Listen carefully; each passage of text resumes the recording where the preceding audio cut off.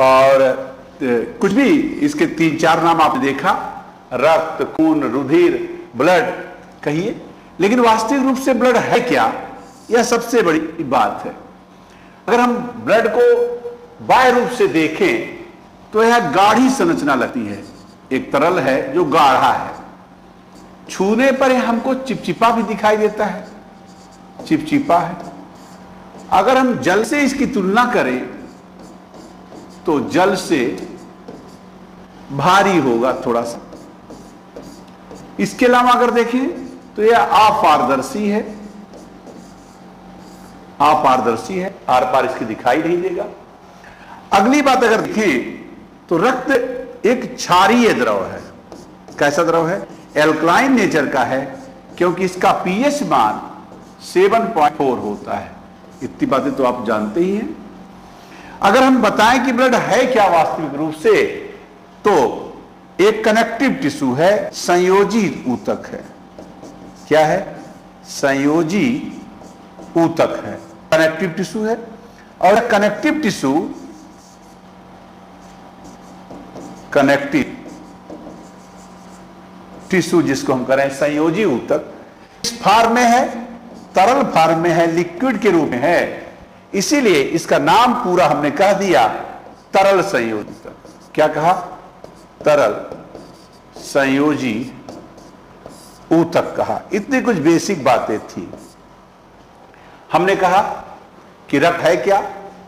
एक तरल संयोजी ऊतक है, और ऐसा तरल संयोजी ऊतक है, कनेक्टिव टिश्यू है, जो लिक्विड फॉर्म में इसलिए पाया गया, इसलिए इसको तरल भी कह रहे हैं। देखने में गाढ़ा लग रहा है, चिपचिपा लग रहा है, जल से तुलना करने पर जल से भारी लग रहा है, अपारदर्शी है, क्षारीय प्रकृति का है। ठीक है, ये कुछ इसके बेसिक कैरेक्टर हैं। एक स्वस्थ मनुष्य को देखेंगे तो उसके शरीर भार का 7 से 8% रक्त है। मान लीजिए कोई 70 kg का व्यक्ति है, 70 किलोग्राम का, तो उसके अंदर ब्लड जो होगा लगभग 5.6 लीटर होगा। इसीलिए कहा गया कि एक स्वस्थ मनुष्य में 5 से 6 लीटर मान सकते हैं रक्त उपस्थित रहता है। कितना रक्त रहता है? 5 से 6 लीटर। एक स्वस्थ मनुष्य के अंदर 5 से 6 लीटर रक्त पाया जा रहा है। और शरीर भार का, टोटल भार का 7 से 8% भी हम इसको कह सकते हैं। एक कुछ कंडीशन है इसकी। पीएच मान 7.4 है, इसीलिए क्षारीय प्रकृति का द्रव होगा। कैसा द्रव होगा? क्षारीय प्रकृति का द्रव होगा।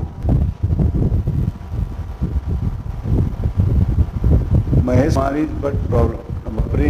अच्छा, अब सर आपने अपनी टेक्निकल टीम से कभी की प्रॉब्लम ना आए तो कभी कभी ही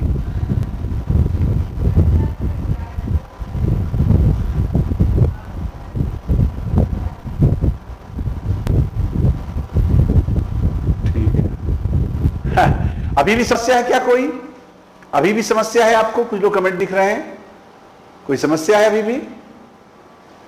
अभी भी तो हमको लग रहा समस्याएं नहीं होंगी सब इस समय। हाँ, कनेक्टिव का मतलब क्या होता है? रतीश कुमार जी पहले बता रहे हैं, अभी फिर भी बोलते हैं सब। ठीक है, एक लोग कह रहे हैं कि कनेक्टिव टिश्यू क्या है, कनेक्टिव टिश्यू क्या? पहले उनकी बात को समझ ले, फिर ब्लड के अन्य कैरेक्टर को हम देखते हैं। तो चलिए, हमने यहां पर लिखा कि रक्त क्या है? एक तरल संयोजी ऊतक है। कैसा ऊतक है? तरल संयोजी ऊतक, या इसी को हमने कहा है कनेक्टिव टिश्यू। अब पहली बात, आपकी टिश्यू क्या है इसको समझें तो तरल संयोजी ऊतक भी समझ में आ जाएगा।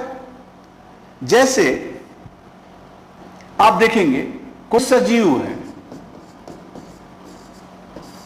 या कोई निर्जीव है।